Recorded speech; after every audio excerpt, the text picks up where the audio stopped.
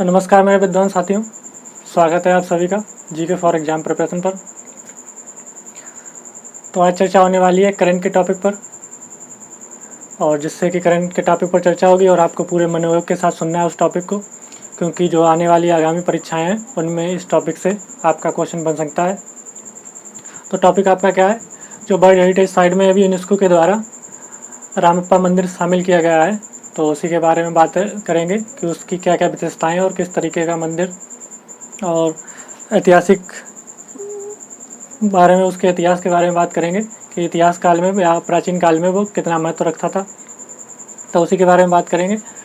तो सबसे पहले जान लेते हैं कि यूनेस्को क्या है। यूनेस्को एक संगठन है जो सांस्कृतिक या धरोहर स्थलें, जो प्राचीन काल की स्थलें या धरोहर हैं, वो उनको देखभाल करता है या उनको देखभाल के लिए संगठन बनाया गया था। तो सबसे पहले जान लेते हैं यूनेस्को क्या है। यूनेस्को की सबसे पहले तो यहाँ पर फुल फॉर्म है United Nation Educational Scientific Cultural organisation.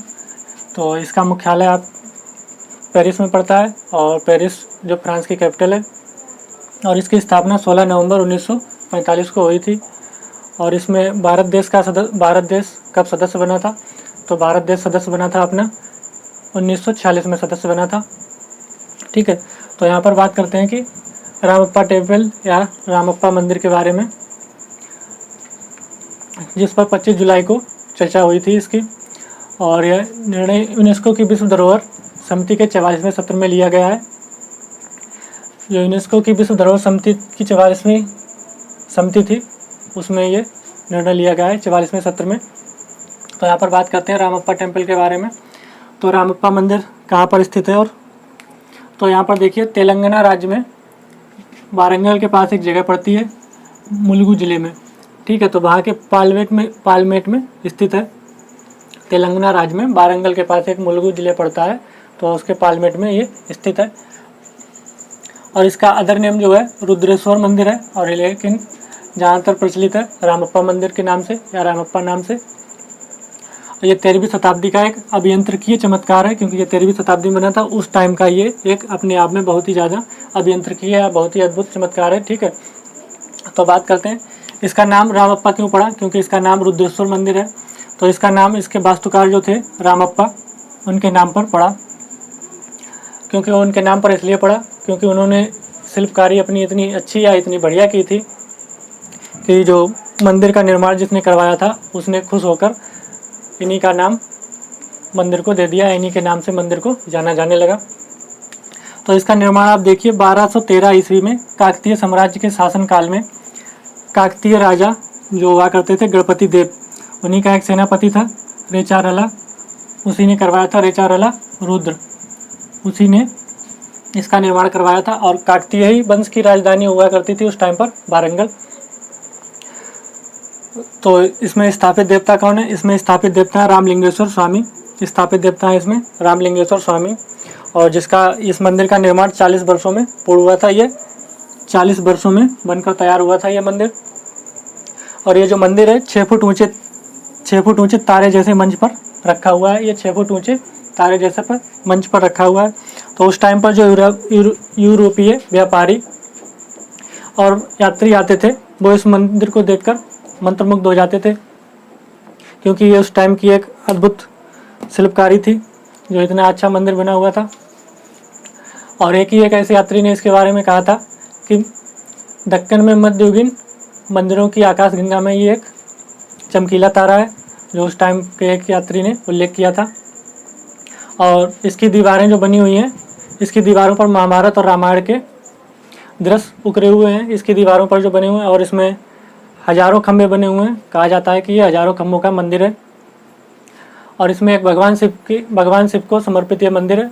और इसमें भगवान शिव के जो वाहन है नंदी, उसकी भी एक प्रतिमा बनी है। उसकी ऊंचाई लगभग है 9 फीट की ऊंचाई है। तो वो भी प्रतिमा इसमें बनी हुई है। अब बात करते हैं ये यूनेस्को को इसको किस सन में दिया गया था वर्ल्ड हेरिटेज साइट में शामिल करने के लिए।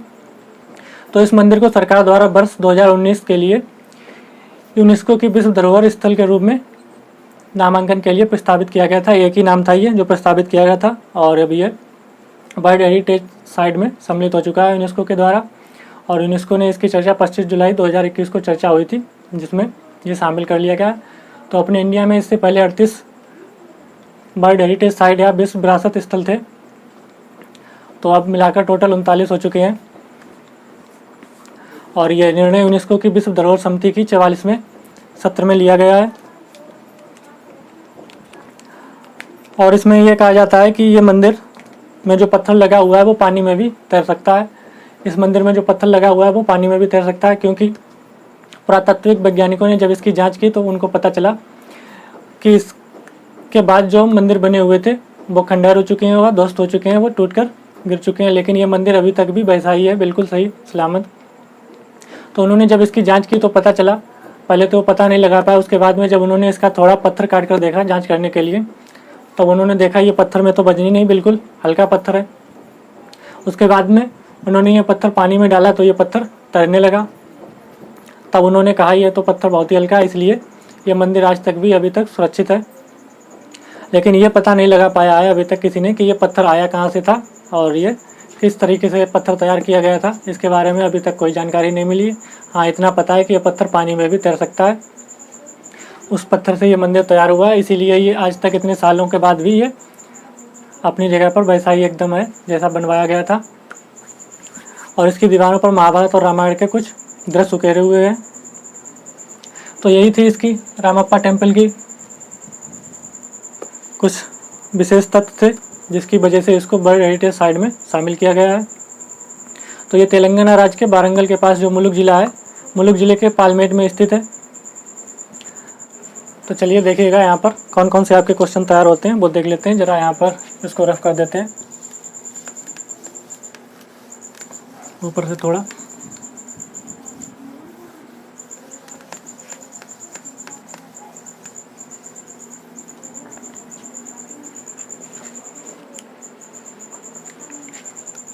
तो ये जो रामप्पा टेम्पल है, इसको वर्ल्ड हेरिटेज साइट में कब शामिल किया गया?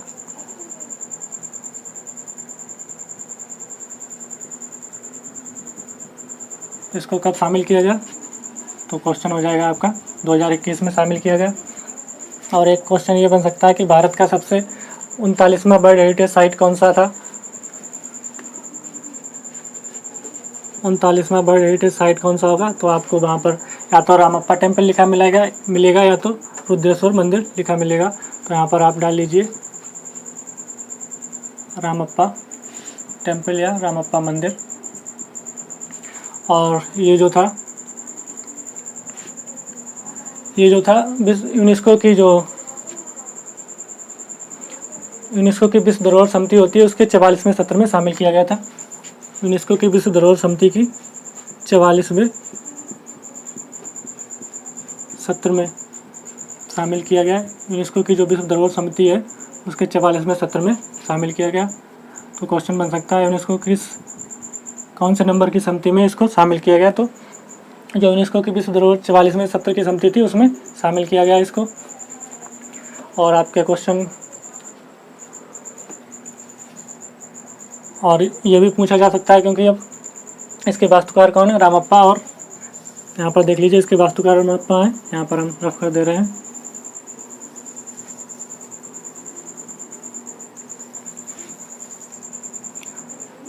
तो इससे पहले आपके 38 साइट्स थे जो वर्ल्ड हेरिटेज साइट में सम्मिलित थे। अब एक ये भी हो गया, तो अब टोटल आपके कितने हो गए? 39 वर्ल्ड हेरिटेज साइट हो गए आपके इंडिया के, जो यूनेस्को की विश्व धरोहर समिति में शामिल हो चुके हैं।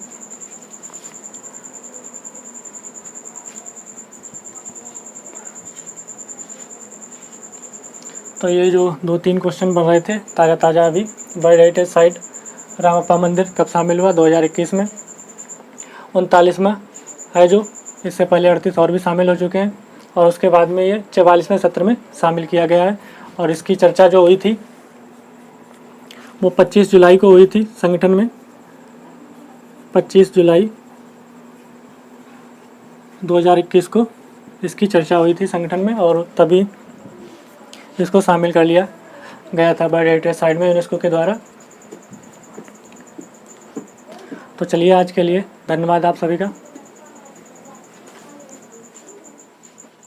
बस बनी है।